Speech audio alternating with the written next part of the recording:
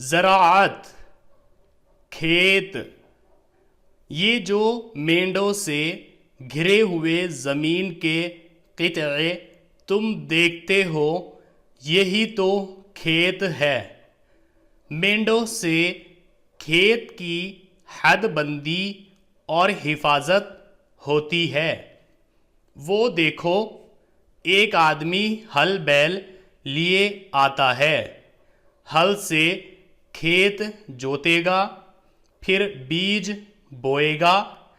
अनाज के बीज से अनाज पैदा होगा, जो हमारी खुराक है। कपास के बीज से रुई पैदा होगी, जिससे हमारी पोशाक बनेगी।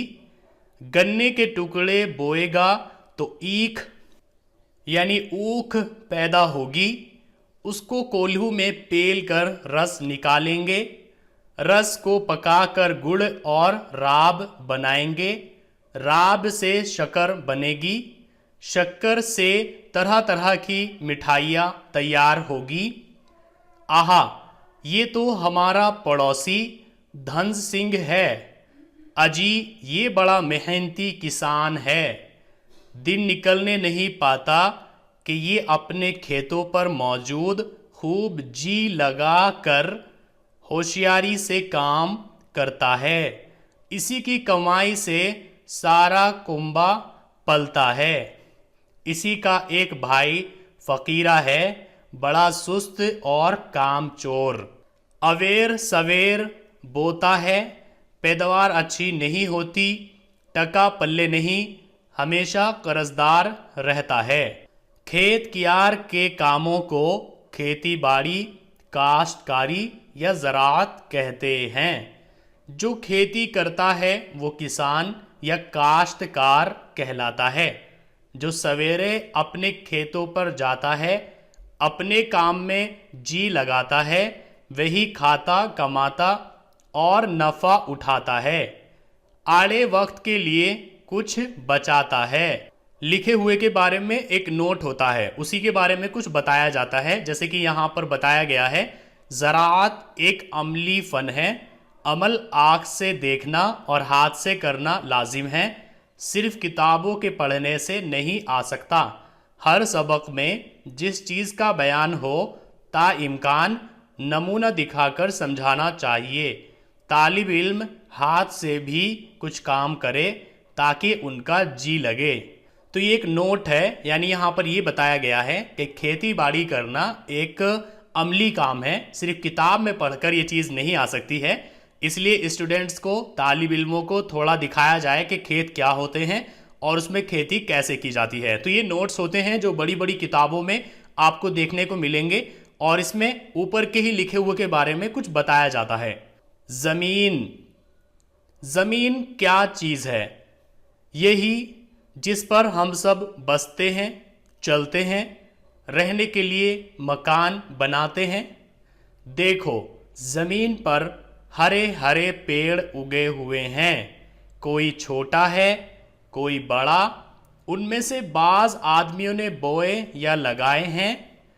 जाओ, गीली ज़मीन में से 3-4 पेड़ तो उखेड़ लाओ, मगर दोनों तरह के लाना।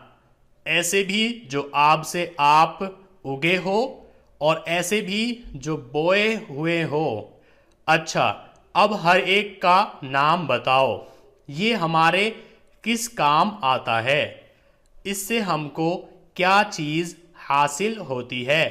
किसी का फल खाते हैं, किसी से गल्ला होता है, किसी से रुई, किसी से रेशा। अब तुम समझे कि ज़मीन कैसी ज़रूरी और काम की चीज़ है। अगर ये ना हो तो, पेड़ ना हो तो खाने को अनाज, तरकारियाँ, पहनने का कपड़ा लत्ता, घर का सामान, बनाने को लकड़ी क्यों कर मिले। यहाँ पर भी देखिए एक नोट दिया गया है।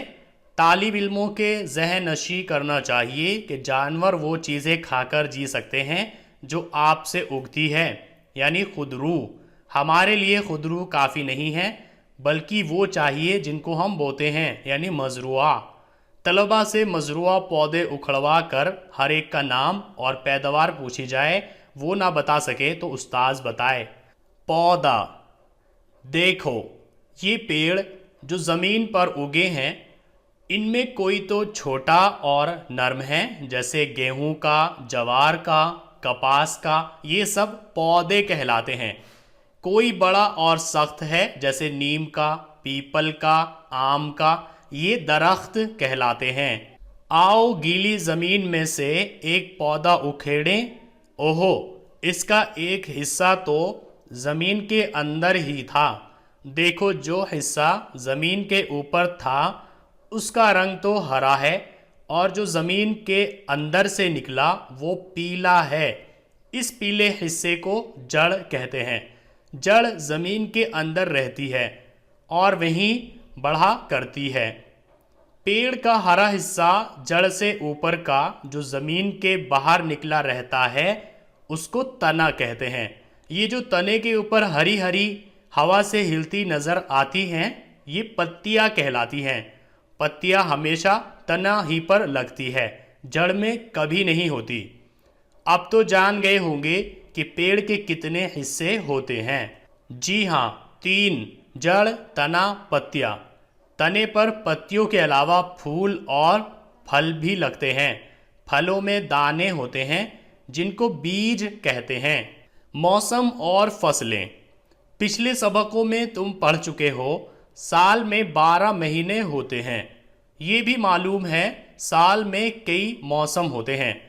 3 मौसम होते हैं, बरसात, जाड़ा, गर्मी। यहाँ पर भी देखिए एक नोट दिया गया है।